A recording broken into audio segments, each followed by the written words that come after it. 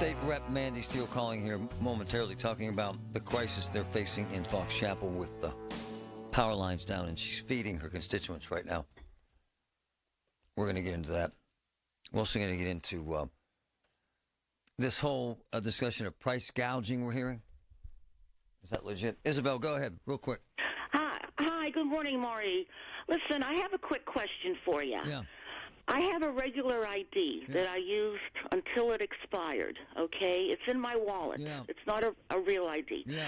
Do I have to still go downtown and stand in line to get a real ID, even though I don't want it?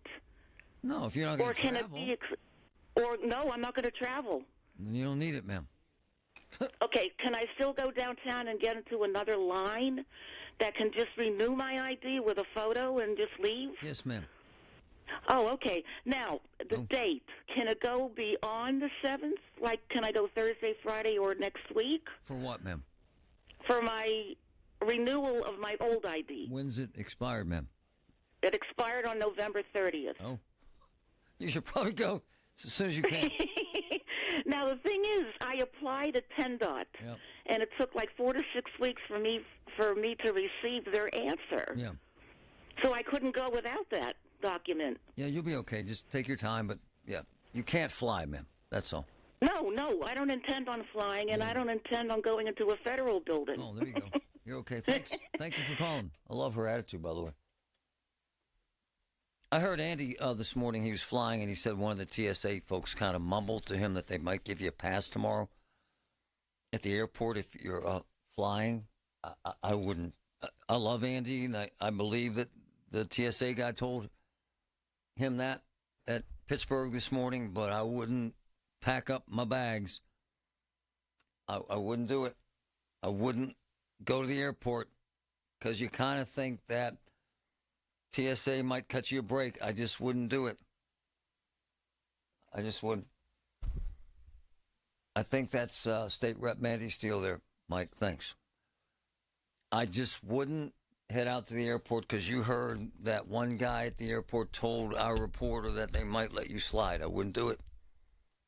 I just wouldn't. I hope he's right, but. State Rep Mandy Steele, good morning. How are you today? I'm okay. How are you today? What are you doing right now? I think this is important stuff. I love it. Well, I've just come back from knocking doors in an apartment complex here that houses seniors who are still without power on day 8. So I was knocking doors to check on them and invite them to a free hot lunch that I'm hosting at the O'Hara Township Municipal Building on Fox Chapel Road today from 12 to 2. Get some hot food into some people who are hungry and cold. Yeah, you're doing that in about 20 minutes, right? Yeah, 12 to 2 today. It's interesting because I respect and admire what you're doing, standing up, asking questions. You've taken some criticism suggesting that Duquesne Light's doing the best they can. What's your response to that, Representative? Well, my response first and foremost is that the linemen are out there busting their butts. Right. They deserve our respect and our gratitude. They're hard at work. They're working as fast as they possibly can to get the power restored to people. And I admire them very much, and I always stop to say thank you to them. Duquesne Light's response, though, as far as coordination, as I said from the beginning, I've got 2 areas of concern. One, we're on day number 8. 8 days is a whole lot of time. Yep. The kids were without school for 4 days. We have VA hospitals that are running on generators, et cetera. And then my second issue is that the communication has not been strong from Duquesne Light to their customers. So we've got to look at ways to improve that. I support Duquesne Light. I know that they want to improve and learn from this experience, and I think together, when I conduct a hearing in Harrisburg, we will be able to come up with some solutions to make things better the next time. Well, I've seen both. I can't get one person on the air, and we're 8 days in, not one. And I'm told by insiders they have a new boss who is nervous about coming on the air. Well, that shouldn't be a new boss. Number 2, I was told by insiders they're too small to manage something this big and didn't get organized fast enough to respond with contractors, and so it took 3 or 4 days to do that. I'm guessing you're hearing the same thing, Representative. I am hearing the same thing. Listen, This was a big storm, and it was widespread, and that's difficult for any electricity provider to respond to 100%. Simultaneously, we have had reports from the United States Army Corps of Engineers as well as other weather forecasters that these big, wide storms were going to be coming our way. And so, again, we need to figure out ways to support the electric companies in their efforts to be able to restore power quicker to people. 8 days is too long for seniors and people with medical conditions to go without power. And the PUC did a study that suggested they respond about 40% slower than others. Those are facts. That's a study. They need to answer those questions.